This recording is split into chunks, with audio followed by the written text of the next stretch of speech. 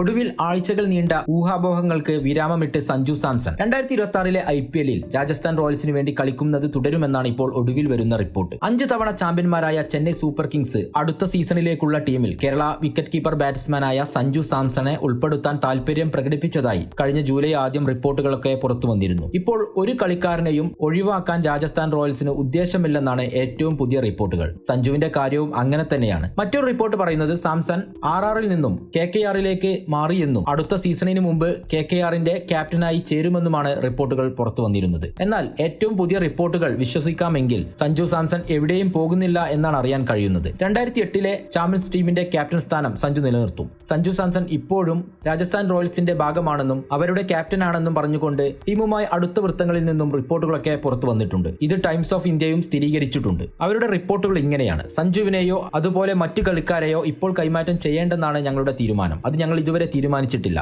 Sanju Samson Royals ടീമിന്റെ അവിഭാജ്യ ഘടകമാണ്, ടീമിന്റെ ക്യാപ്റ്റനുമാണ്. രാജസ്ഥാൻ റോയൽസിനെ ഉദ്ധരിച്ച് ടൈംസ് ഓഫ് ഇന്ത്യയാണ് ഈ റിപ്പോർട്ട് പുറത്തുവിട്ടത്. 30-കാരനായ സഞ്ജുവിന് രാജസ്ഥാൻ റോയൽസുമായി ഒരു ദശാബ്ദത്തിലേറെ നീണ്ട ബന്ധമുണ്ട്. മലയാളിയായ സഞ്ജു സാംസൺ 2013-ലാണ് ആദ്യമായി രാജസ്ഥാൻ റോയൽസിന് വേണ്ടി കളിക്കുന്നത്. പിന്നീട് 2016-17 സീസണുകൾ ഒഴികെ അന്നു മുതൽ അവരോടൊപ്പമുണ്ട്. വർഷങ്ങളായി രാജസ്ഥാന് വേണ്ടി 4000-ലധികം റൺസ് അദ്ദേഹം നേടിയിട്ടുണ്ട്. അവരുടെ ഏറ്റവും വിജയകരമായ കളിക്കാരിൽ ഒരാളാണ് സഞ്ജു സാംസൺ. കഴിഞ്ഞ സീസണിലെ മിക്ക മത്സരങ്ങളിലും സഞ്ജു സാംസൺ രാജസ്ഥാനെ നയിക്കാൻ സാധിച്ചില്ല. അതുകൊണ്ട് തന്നെ കഴിഞ്ഞ സീസണിൽ പോയിന്റ് പട്ടികയിൽ ടീം 9ാം സ്ഥാനത്താണ് ഫിനിഷ് ചെയ്തത്. റോയൽസിന് 14 മത്സരങ്ങളിൽ 4 എണ്ണം മാത്രമേ വിജയിക്കാൻ സാധിച്ചുള്ളൂ. പക്ഷേ CSK'ക്കെതിരായ അവസാന മത്സരത്തിൽ 6 വിക്കറ്റ് വിജയത്തോടെ അവർ സീസൺ അവസാനിപ്പിക്കുകയും ചെയ്തിട്ടുണ്ട്. കൂടുതൽ കായിക വാർത്തകളും വിശേഷങ്ങളും അറിയാൻ ചാനൽ സബ്സ്ക്രൈബ് ചെയ്യുക.